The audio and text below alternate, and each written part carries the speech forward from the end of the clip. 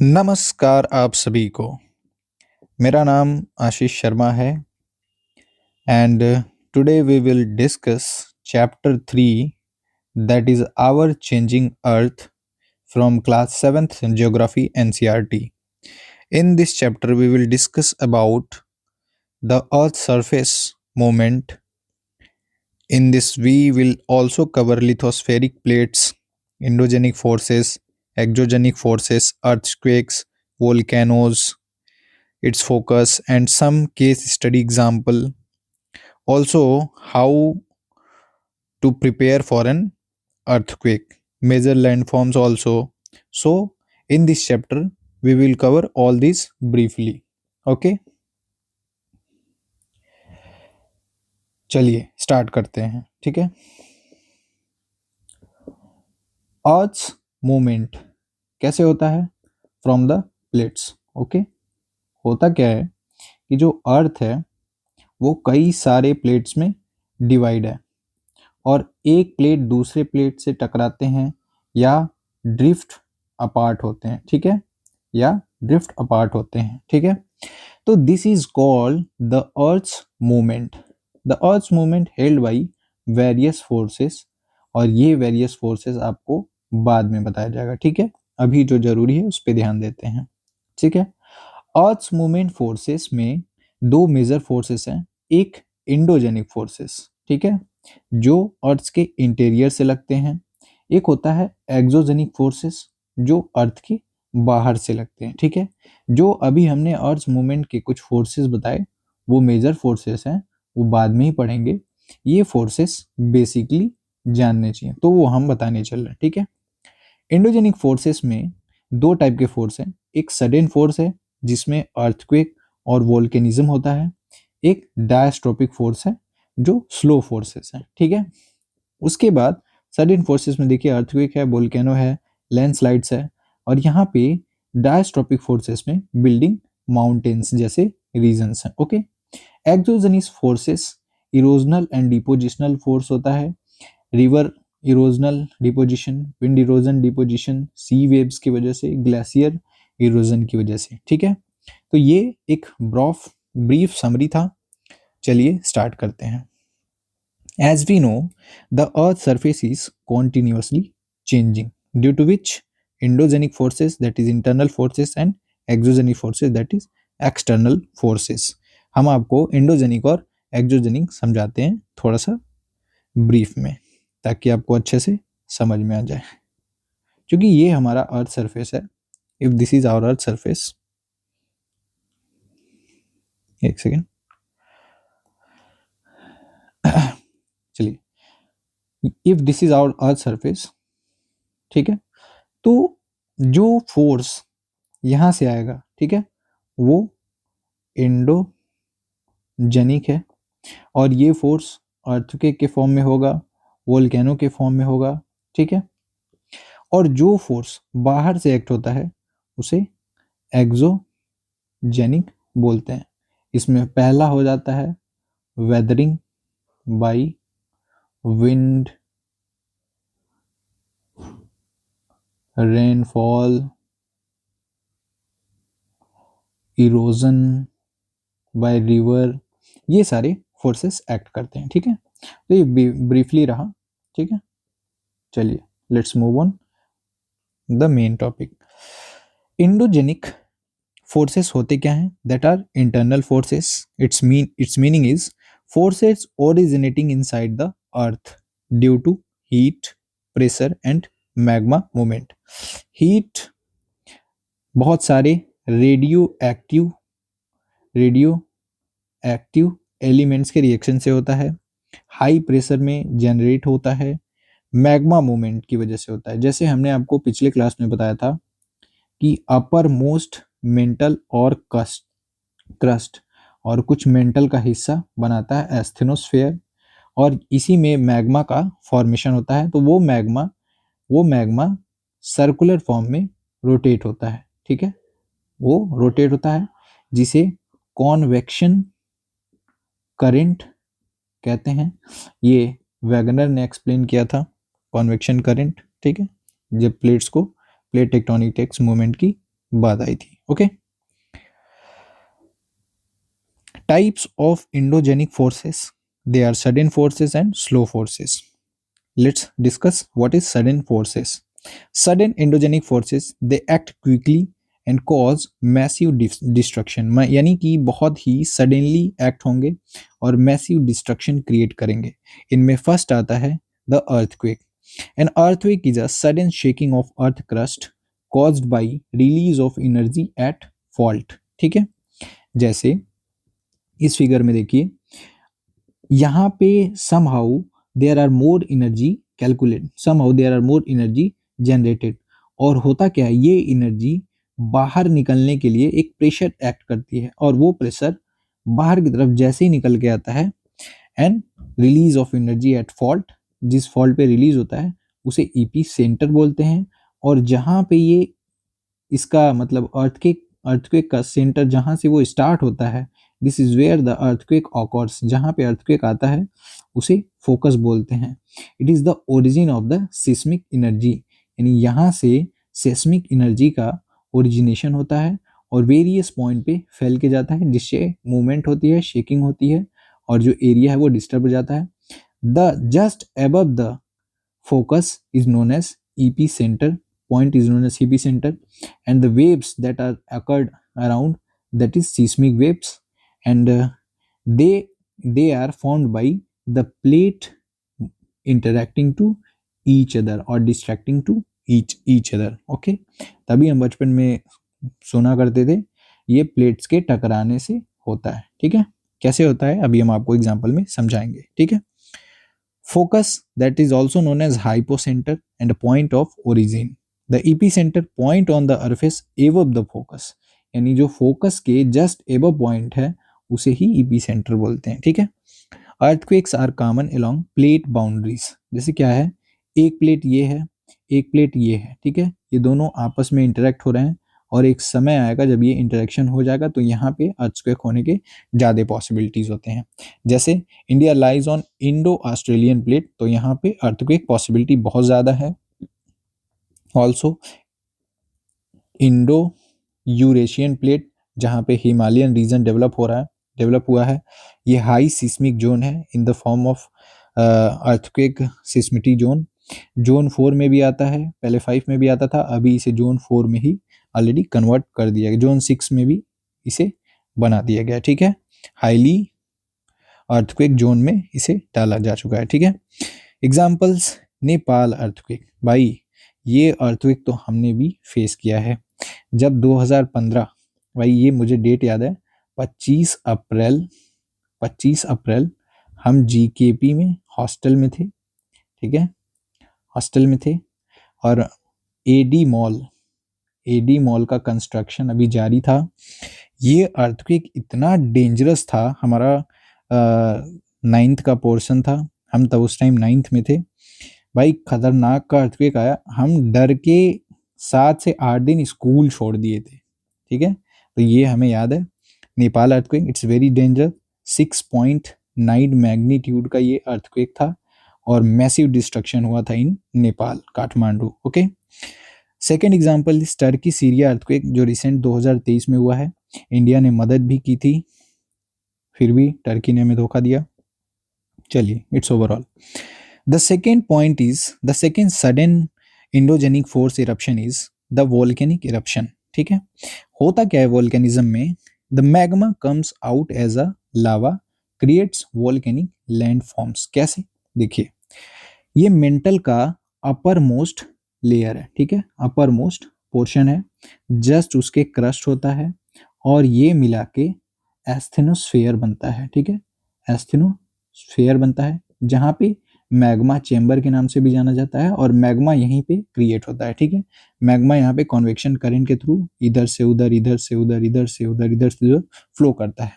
क्या होता है कि हाई एनर्जी होने की वजह से ये मैग्मा सरफेस की तरफ बढ़ने लगता है, किसके थ्रू, वेंट के थ्रू सरफेस की तरफ बढ़ने लगता है। और जब ये सरफेस से बाहर बर्स्ट होता है तो जो इसकी एनर्जी होती है वो बहुत हाई होती है। ठीक है, जब तक मैग्मा इस वेंट से बाहर आता है यहाँ तक इसको मैग्मा ही बोलते हैं। लेकिन जैसे ये बाहर आके बर्स्ट होके फैलना शुरू करता है, इसे लावा बोल देते हैं, ठीक है, इसे लावा बोल देते हैं, ठीक है। जो ये पोर्शन ऊपर फॉर्म होता है उसे क्रेटर बोलते हैं, ठीक है। ये लावा है जो बहते हुए आया है। उसके बाद जो यहाँ से आउट बर्स्ट ऑफ गैसेस हैं, ठीक है, गैसेस हैं, यहाँ पे बहुत सारे गैसेस, NOx, बहुत सारे CO, बहुत सारी गैसेस निकलती हैं, एस निकलती है यानी राख, राख निकलती है। तो ये हमारे पॉल्यूशन का कारण बनती है नियर बाई सर्फेसिस में, ठीक है। तो ये बहुत ही बेसिक सा एग्जांपल रहा बाय फिगर, ओके। क्या होता है, magma comes out as a lava, creates volcanic landforms. Types of volcanoes, एक होता है एक्टिव, जो अभी फिलहाल हाल फिलहाल वोल्केनोस इरप्ट हो रहा है। एक होता है डोरमेंट, जो काफी समय से आया नहीं है बट इसके आने की यहाँ पे वोल्केनो इरप्शन की संभावना है। एक होता है एक्सटिंक्ट, जो मतलब अब नहीं आने की संभावना है but they are also come, ठीक है। जैसे देखिए डोरमेंट वोल्केनो एक था, ये रहा हाईली गुब्बी वोल्केनो, जो 12,000 साल बाद इरप्ट हुआ है। कहाँ पे, इथियोपिया में, इथियोपिया में। ये जब इरप्ट हुआ ना, तो इसकी एनर्जी इतनी हाई थी कि जैसे ही इरप्ट हुआ ये 1400 मीटर एबव तक इसके एसेस गए थे। और वो एसेस जो 1400 मीटर एबव गए थे, क्या था उसी टाइम पे वेस्टर्ली विंड के फ्लो में, ये रॉसबी वेव्स के फ्लो में ये आ गए थे। और इन एसेस को ये दिल्ली की तरफ इंडिया, नॉर्दर्न इंडिया की तरफ खींच कर लाया था। तो इसके कारण भी दिल्ली में कुछ दिनों तक पोल्यूशन था 2025 में, ठीक है। अभी ये पिछले महीने की बात है, I think November December, between this time, okay. Benefits of volcanoes, that is fertile soil, soil को भी फर्टाइल कर देता है। इसमें बहुत सारे मिनरल्स होते हैं, जो जब लावा डिपॉजिट्स होता है उनमें से मिनरल एक्सट्रैक्ट करते हैं। ये जियोथर्मल एनर्जी का भी काम करता है। जैसे ये लावा आया, इसमें बहुत सारी हीट होती है, क्योंकि ये एनर्जी अंदर से आया इसीलिए इसे जियोथर्मल एनर्जी के नाम से जाना जाता है, ठीक है। रिसेंट एग्जांपल में हमने आपको बता दिया, ठीक है। स्लो एंडोजेनिक फोर्सेस क्या होता है, act very slowly over millions of years, ठीक है, धीरे धीरे धीरे धीरे एक्ट करता है। जैसे अपलिफ्टमेंट ऑफ लैंड, कैसे, देखिए formation of mountains and plateaus. देखिए फॉर्मेशन ऑफ माउंटेन्स में ले लीजिए हिमालयाज माउंटेन, जो India, Indo and Eurasian plates के टकराने से बन रहा है। जो हिमालय माउंटेन है वो अभी भी राइज कर रहा है, ठीक है। तो ये हो गया अपलिफ्टमेंट ऑफ लैंड, जो मिलियंस ऑफ ईयर, जो कि हिमालय का जो फॉर्मेशन है वो स्टार्ट होता है 50 मिलियन ईयर्स एगो, ठीक है, ये फॉर्मेशन स्टार्ट हुआ था, ठीक है। दूसरा slow endogenic force, acting force, that is folding. Folding means compression. क्या होता है, एक ब्लॉक अगर ये है लैंड का, एक ब्लॉक अगर ये है लैंड का, आपस में आएगा, आपस में जब आएगा तो एक ब्लॉक जस्ट ऊपर हो जाता है एक से, ठीक है, इधर से जस्ट ऊपर हो जाता है, तो ये फोल्डिंग। जैसे, सॉरी, फिर से देख लीजिए, फोल्डिंग माउंटेन कैसे होता है, जैसे एक प्लेट या ब्लॉक ये है, ठीक है, एक प्लेट या ब्लॉक ये है। क्या होता है, ये एक दूसरे के करीब आते रहते हैं due to plates tectonic activity, ठीक है। होता क्या है, ये ब्लॉक यहाँ पे आता है, फिर ये ब्लॉक यहाँ पे आता है, फिर होता क्या है, ये ब्लॉक यहाँ पे आता है, बट एक ब्लॉक यहाँ पे राइज करना शुरू हो जाता है, ठीक है।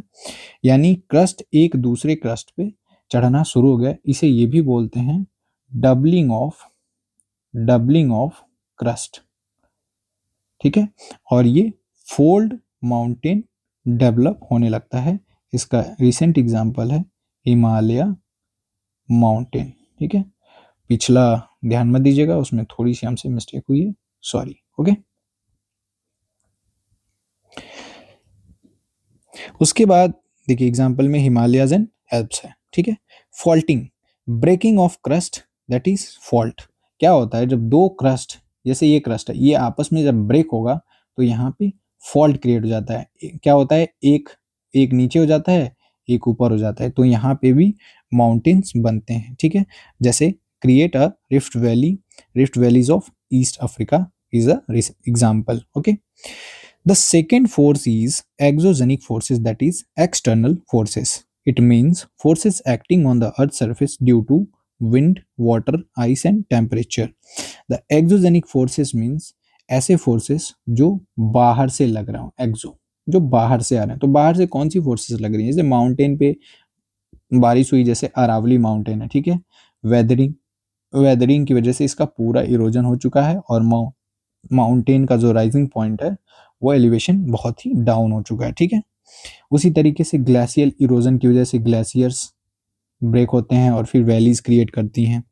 वाटर भी होता है, वाटर इरोजन भी होता है, गिल्लीज और अदर मीएंडरिंग और अदर फॉर्मेशन लीव्स फॉर्म होते हैं। विंड इरोजन भी होता है जिससे सैंड ड्यून्स और अदर वेरियस लैंडफॉर्म फॉर्म होते हैं, ठीक है। इसमें फर्स्ट ले लीजिए वेदरिंग, ठीक है। वेदरिंग को समझते हैं, breaking of rocks without movement types, that is physical weathering. इसमें टेम्परेचर और फ्रॉस्ट आ जाता है। फिजिकल वेदरिंग क्या होता है? जिसमें टेम्परेचर और प्रेशर को चेंज करने की वजह से जो वेदरिंग होती है उसे फिजिकल वेदरिंग बोलते हैं, ठीक है। इसमें फ्रॉस्ट भी होता है, टेम्परेचर की वजह से फ्रॉस्ट बनता है। सेकेंड आ जाता है केमिकल वेदरिंग, जहाँ पे ऑक्सीडेशन होता है या कार्बोनेशन होता है, means totally depend on the chemical reaction, ठीक है।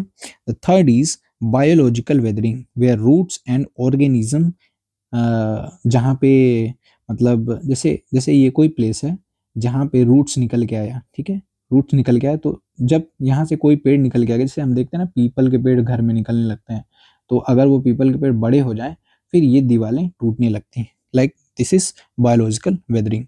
Weathering is important for soil formation, okay. चलिए बी पॉइंट देखते हैं, यानी इरोजन और डिपोजिशन एजेंट्स, ठीक है। Work of running water like reverse. Reverse में क्या होता है कि रिवर्स का अपर कोर्स जो होता है वो स्टीप स्लोप होता है। जैसे देखिए गंगा रिवर ओरिजिनेट होती है गंगोत्री से, तो जो इसका अपर पोर्शन है वो स्टीप स्लोप होता है, वर्टिकल होता है, वी शेप्ड वैलीज होती हैं, वाटरफॉल्स होता है, वाटरफॉल फॉर्मेशन होता है, रॉक्स जो है हार्ड होते हैं और सॉफ्ट रॉक बिलो होते हैं। मतलब जो अबव अबव रॉक्स होते हैं वो हार्ड होते हैं, जो बिलो रॉक्स होते हैं वो सॉफ्ट होते हैं, ठीक है। एग्जाम्पल्स में देख लीजिए, जोग फॉल्स जो कहाँ पे है? शरावती रिवर कर्नाटका में, ठीक है। जो रिवर का मिडल कोर्स होता है, ठीक है, वहां पे लेटरल इरोजन होता है, ठीक है, फॉर्मेशन ऑफ मीएंडर्स। मीएंडर्स एक बहुत ही इंपॉर्टेंट टॉपिक है, टॉपिक नहीं पॉइंट है, ठीक है। मीएंडर्स क्या है अभी हम आपको समझा देते हैं, ठीक। ये पेन चेंज करते हैं, ठीक है।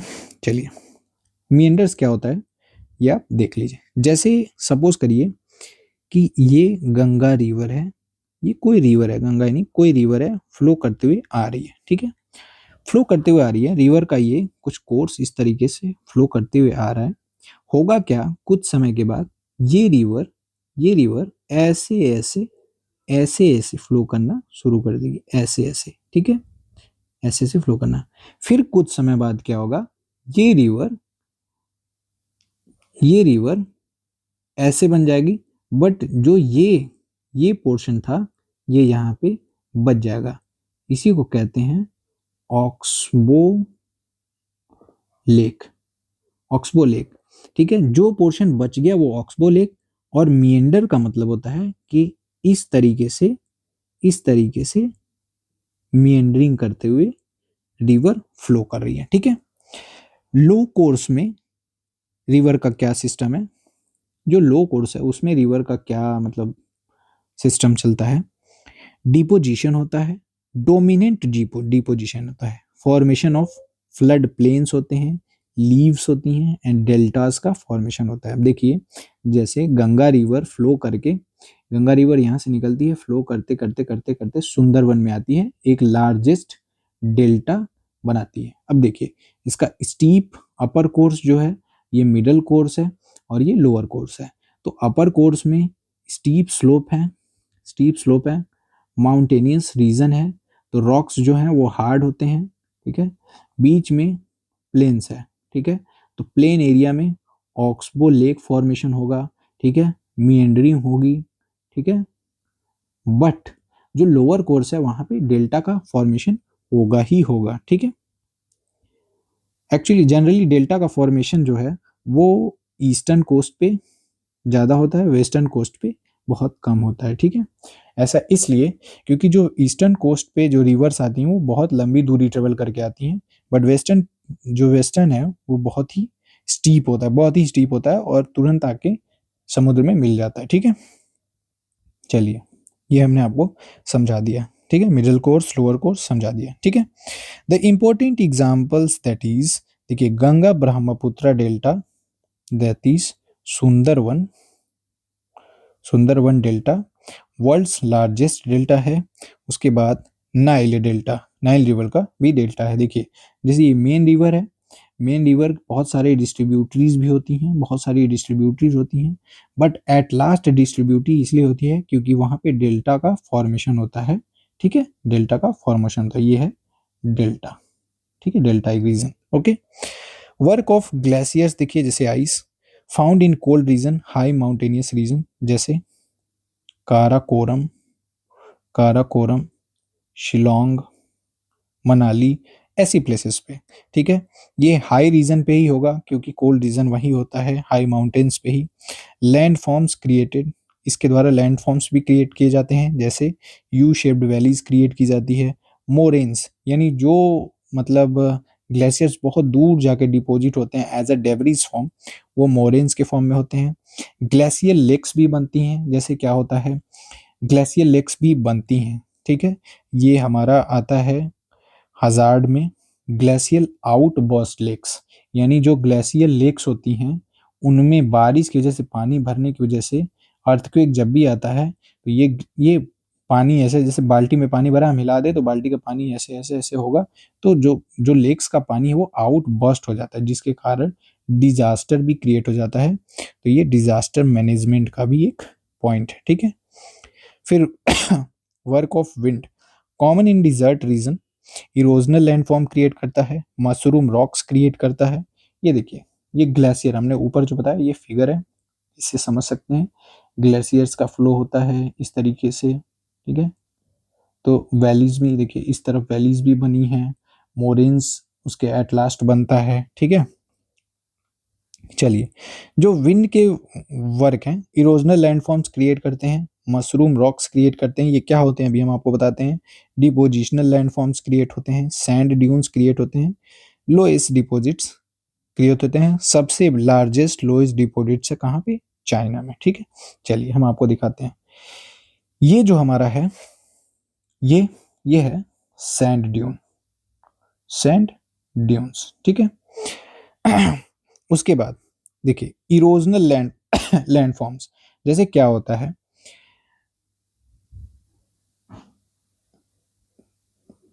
थार डिजर्ट ले लीजिए, ठीक है, थार डिजर्ट एक एग्जांपल पे ले लीजिए। विंड का फ्लो होता है, विंड का फ्लो होता है तो जो यहाँ पे सैंड्स होते हैं वो इकट्ठा होते हैं कहीं और जाके, ठीक है, यहाँ से हवा लगता है, इकट्ठा होते हैं कहीं और जाके। If this sand is cover more distance than the usual distance, तो एक किस चीज का फॉर्मेशन होता है, फिर लोएसिस का फॉर्मेशन होता है, लोएसिस डिपॉजिट्स होती हैं, ठीक है, बहुत दूर जाके। ऐसा इंडिया में बहुत कम पॉसिबिलिटी है, ठीक है। मशरूम रॉक्स, जैसे रॉक होगा इस तरीके से और ऊपर कुछ इस तरीके का आर्क स्ट्रक्चर बन जाएगा, उससे वर्क ऑफ विंड से मशरूम रॉक्स के भी फॉर्मेशन हो सकते हैं, ठीक है। सैंड ड्यून्स आपने इधर फिगर में देख ही लिया। उसके बाद ये सारे एग्जाम्पल्स हैं जो निकल के आए विंड से, ठीक है। चलिए अब हम देखेंगे work of sea waves, work of sea waves क्या होता है। इसमें कोस्टल इरोजन फीचर्स अटैच्ड होते हैं। होता क्या है, सी केव्स बनते हैं, सी आर्चेस बनते हैं, स्टैक्स बनते हैं। कोस्टल इरोजन देखिए कैसे, जैसे ये हमारा आंध्रा कोस्ट है, ठीक है, ये मुंबई है, कर्नाटका है, गोवा है, उसके बाद केरला है, यहाँ पे आंध्रा कोस्ट है, आंध्रा कोस्ट है। तो क्या होगा, ये समुद्र समुद्र का पानी ऐसे से आता है, ऐसे से आता है, तो यहाँ पे जब आएगा फिर ऐसे रिवर्स होगा, फिर ऐसे रिवर्स होगा, समहाउ सुनामी क्या होता है, इरप्ट भी कर देता है यहाँ तक। तो कोस्टल इरोजन भी पॉसिबल है। उसके बाद सी केव्स भी बनाते हैं। जैसे सी केव्स क्या होता है, जैसे कोस्ट है, ठीक है, समुद्र का पानी आया और इस पोर्शन पे बहुत ज्यादा इरोज कर रहा है, तो केव बना देता है, ठीक है। उसके बाद सी आर्चेस क्या होते हैं, जैसे इरोजन इतना बढ़ गया, मतलब हाईली इरोजन होते होते होते होते यहाँ के रॉक्स को कट करके पानी इसके बीच से उस पार निकल जाता है, फॉर्म लाइक है ना arch structure is known as sea arches. The stacks क्या होते हैं, जैसे ये समुद्र है, ठीक है, रॉक्स को इतना कट करेगा इरोजन से, कट करते करते करते एक पिलर लाइक स्ट्रक्चर फॉर्म हो जाएगा, उसे स्टैक्स बोलते हैं, ठीक है। इसके डिपोजिशनल फीचर्स में बीचेस, ठीक है, बीच बनते हैं, जैसे डिपोजिशन होगा तो बीचेस का फॉर्मेशन होगा, सैंड बार्स का फॉर्मेशन होगा, ठीक है, लेगून्स का फॉर्मेशन होगा, ठीक है, लेगून्स जैसे चिलिका लेक, चिलिका लेगून, ठीक है, एग्जाम्पल में हमने लिखा भी है, Chilika lake, Kerala coast, lagoons, ठीक है। लेगून्स वो होता है जैसे ये हमारा बाउंड्री है इंडिया का, ठीक है, लेकिन जो समुद्र का पानी है वो इस बाउंड्री के पास आके ऐसे है, इस मतलब इधर भी आया है फिर ऐसे भी है, तो जो यहाँ पे लेक फॉर्मेशन होता है उसे लेगून्स बोलते हैं, ठीक है। Okay, I think you all understand, ठीक है। इसके साथ हम इस चैप्टर का एक केस स्टडी ऐड किए हैं जो यूपीएससी मेंस में और यूपीएससी जियोग्राफी ऑप्शनल स्टूडेंट को बहुत ही हेल्पफुल करेगा, ठीक है। ये अर्थक्वेक का एक केस स्टडी है जो अर्थक्वेक हिट किया था भुज में। It is an massive earthquake measuring 6.9 on Richter scale, hit Bhuj town on 26 जनवरी 2001, ठीक है। इसमें पॉसिबिलिटीज क्या क्या हुई थी, स्कूल वर्स्ट अफेक्टेड, ठीक है, at least 971 student and 31 teacher are feared to have lost their lives following the collapse of the school building. यानी 971 और 31 टीचर, ये स्टूडेंट और ये टीचर, इन लोगों ने अपनी लाइव्स को लॉस कर दिया था क्योंकि स्कूल स्ट्रक्चर कोलैप्स हो गई थी, ठीक है। भुज relief effort blighted means 3 days after the quake concern rose about food and blanket। यानी जब ये अर्थक्वेक आया था तो फूड के लिए और कपड़े के लिए, मतलब कपड़े पहनने के लिए, मेडिकल सप्लाईज के लिए, एक दूसरे तक पहुंचने के लिए लोग फियर मतलब डर की भावना से रहते थे, मतलब कैसे होगा, ठीक है, इतना डर गए थे। उसके बाद destruction of Bhuj phone lines Bhuj के फोन लाइंस डिस्ट्रक्ट हो गए थे, वाटर पाइपलाइन डिस्ट्रक्ट हो गई थी, power station transmission lines knocked out हो गए थे, सब खत्म हो गए थे। Fire in the city, hundreds of fire started as charcoal की तरह फायर जल रहे थे, कुकर्स ओवर ट्यून्ड हो गए थे, ओके। इमरजेंसी डिक्लेयर्ड हो गया था अर्थ इस क्वेक जोन में। The president declare the state of emergency, क्योंकि ये अर्थक्वेक हाईली मतलब स्ट्रांग था और ये काफ़ी buildings, infrastructure, roads, connectivity, transmission, उसके बाद pipelines, water pipelines, other transmission lines are destructed, okay. CM appeals to the centre, Gujarat appeals for the financial help तक की नीड पड़ गई थी। Chief minister of Gujarat has launched the appeal for the centre to deal with the disaster. यानी जो CM थे उन्होंने centre से डिमांड की है कि भाई आप इस चीज को अपने एज अ डिजास्टर समझ के हेल्प करिए, ठीक है। तो ये एक बहुत ही छोटा सा केस स्टडी है, आई थिंक मतलब ज़्यादा हेल्प करेगा, ठीक है। तो ये रहा, हमने क्लास 7th ज्योग्राफी एनसीईआरटी से चैप्टर 3 को कवर किया है। I think you all understand very well. चलिए, हमने आपको कभी कोई ऐसी मोटिवेशन लाइंस तो अभी तक नहीं बोली है, बट आई थॉट कि मुझे अभी बोलना चाहिए आपको, ठीक है। हर सुबह आपकी इतनी सुहानी हो जाए, गम की बात इतनी पुरानी हो जाए, दे जाए इतनी खुशियाँ यह नया दिन कि खुशी भी आपकी दीवानी हो जाए, ठीक है।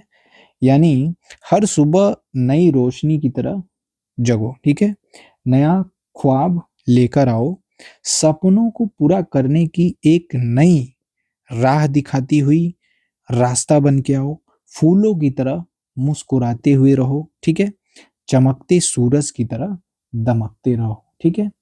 वो केस आपको सक्सेस की तरफ ले जाएगा, ठीक है? सो डोंट थॉट कि मतलब नेगेटिव पर्पज से कभी नहीं सोचना चाहिए, ठीक है? Always be motivated and study hard, so you will get the success. Thank you so much. I hope you all understand very well.